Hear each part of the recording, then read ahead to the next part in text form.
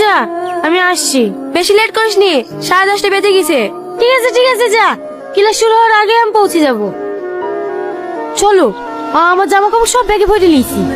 আর একবার ভালো করে ভেবে দেখো, তোমার আব্বা মা ভাই বোন সবাইকে ছেড়ে থাকতে পারবো তো?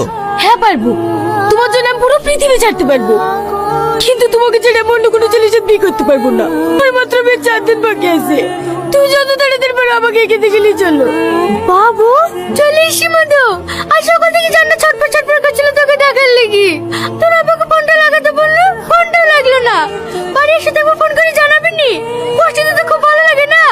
তোর সব চোখে কি হয়ে গেছে দেখো দিনি? খাওয়া দাওয়া ঠিক মতো করিস নাকি? তুই বাড়িতে ছিলি, বাড়িটা একবার খালি খালি লাগতো। লেমু দিলে তুই মাছ দিয়ে বড়ি দিয়ে রান্না করতে খুব ভালোবাসিস নি? তোর লেগে রান্না করেছি।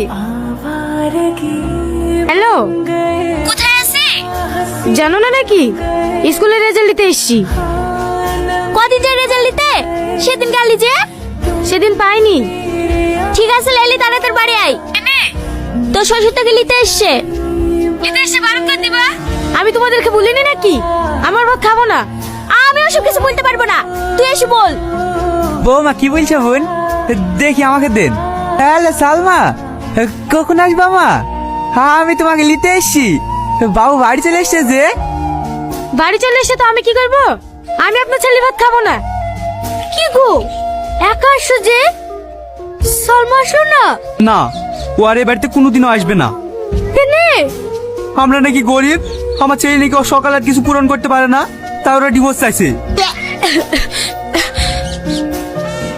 সবসময় উল্টো পাল্টা কাজ, সবসময় উল্টো পাল্টা কাজ। মাঝে মাঝে ইচ্ছা করে গলা টিপে ধরে মেরে দিই। লে ফোন লাগা। হ্যালো। হ্যাঁ বলো। আমি প্রেগনেন্ট। এসব তুমি কি বলছো? আর কি পাচ্ছি নাকি? আর কি মারবো কেনে? আমি সত্যি বলছি। এই কেনে তুমি খুশি হওনি নাকি? তোমার কি মাথা খারাপ হয়ে গেছে? এটা কি খুশি হওয়ার মতো খবর? এখনো বিয়ের সাথে কিছু হয়নি। এইসব কথা লোকে জানতে পারলে আমার মান সম্মান থাকবে? তাহলে তোমার আব্বা আমাকে বলি যত তাড়াতাড়ি পারো আমাকে বিয়ে করে নাও। না, এখন বিয়ে করা যাবে না। তুমি একটা ভালো ডাক্তার দেখে বাচ্চা নষ্ট করে ফেলো। একা এসছো? তোমার হাজবেন্ড আসেনি?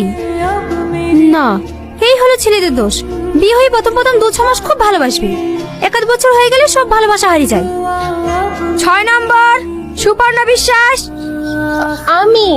আপনার হাজবেন্ড এসেছেন? হ্যাঁ, ও আমার অনেক কেয়ার করে, কোনো অসুবিধা হতে দেয় না।